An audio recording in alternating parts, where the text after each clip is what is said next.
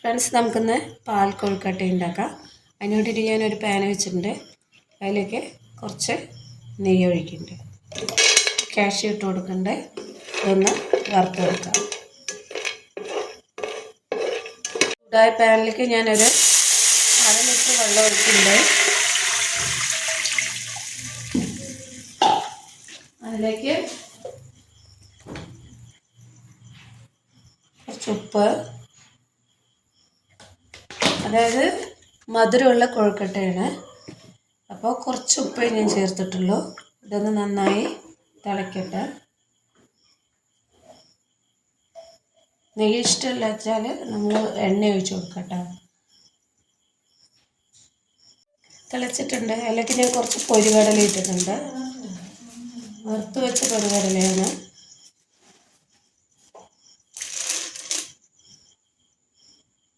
ഇതിലേക്ക് ഞാൻ 250 ഗ്രാം അരിപ്പൊടി ഇടുന്നുണ്ട്. നമ്മളിപ്പോൾ തീയെ കുറച്ച് സിമ്മിൽ വയ്ക്കുക, അല്ലെങ്കിൽ അത് കട്ട പിടിക്കാൻ ചാൻസ് ഉണ്ട്. ഒന്ന് ഇളക്കുക.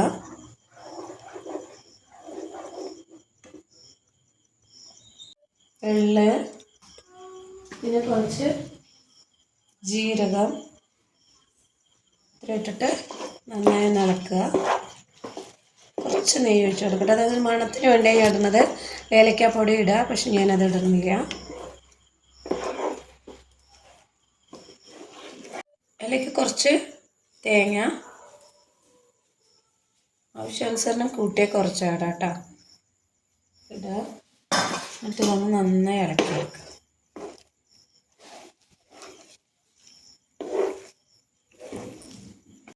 അപ്പം ഞാൻ അതിൻ്റെ കൂടെ കാഷ്യൂ ഇട്ടിട്ടുണ്ട്. നന്നായി ഇളക്കിയെടുക്കാം.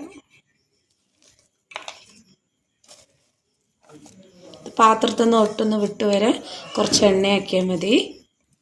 എണ്ണയോ നെയ്യോ ആക്കിയാൽ മതി. നെയ്യ് തടവിയിട്ടുണ്ട്. ചെറിയ ചെറിയ ബോൾസ് ആക്കാതെ ഒക്കെ എടുക്കുക.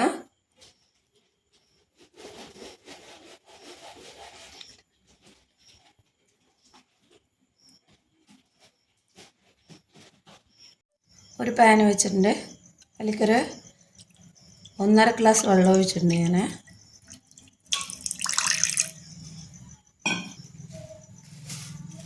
അതിലേക്ക് ഞാനൊരു 4 വെല്ലം പൊടിച്ചതിട്ടിട്ടുണ്ട്. മധുരം കുറവ് മതിയെങ്കിൽ കുറവിടുക. ഞാൻ കുറച്ച് കൂട്ടിയിട്ടുണ്ട്.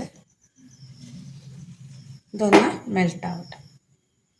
അപ്പോൾ ഈ വെല്ലം നന്നായി അലിഞ്ഞ് തിളയ്ക്കാൻ തുടങ്ങിയിട്ട് ഇതിലേക്ക് ഞാൻ ആ ബോൾസ് ആക്കി വെച്ചിട്ടുള്ളത് ഇതിലേക്ക് ഇട്ട് കൊടുക്കുന്നുണ്ട്.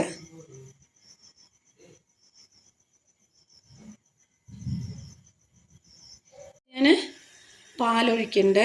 1/2 ലിറ്റർ പാലാണ് ഒഴിക്കുന്നത്. നിങ്ങൾക്കിത് തേങ്ങാപ്പാൽ വേണമെങ്കിൽ ഒഴിക്കാട്ടെ. ഞാനത് പശുവും പാലാണ് ഒഴിക്കുന്നത്. ഇതൊന്ന് നന്നായി തിളച്ച് വന്നു കഴിഞ്ഞാൽ നമുക്ക് കഴിക്കാം. പാൽ കൊഴുക്കട്ട റെഡി ആയിട്ടുണ്ട്. കുറച്ച് നല്ല തിക്കായി വന്നിട്ടുണ്ട്. ലൂസായി വേണമെങ്കിൽ കുറച്ച് പാലൊഴിക്കുക. അല്ല കുറച്ചും കൂടെ തിക്കായിട്ട് വേണമെങ്കിൽ കുറച്ച് നമുക്ക് കോൺഫ്ലവർ കലക്കി ഒഴിച്ചാലും മതി. അപ്പോൾ നിങ്ങൾ എല്ലാവരും ഒന്ന് ട്രൈ ചെയ്യുക. ലൈക്ക് ചെയ്യുക, ഷെയർ ചെയ്യുക, സബ്സ്ക്രൈബ് ചെയ്യുക. Okay, thank you.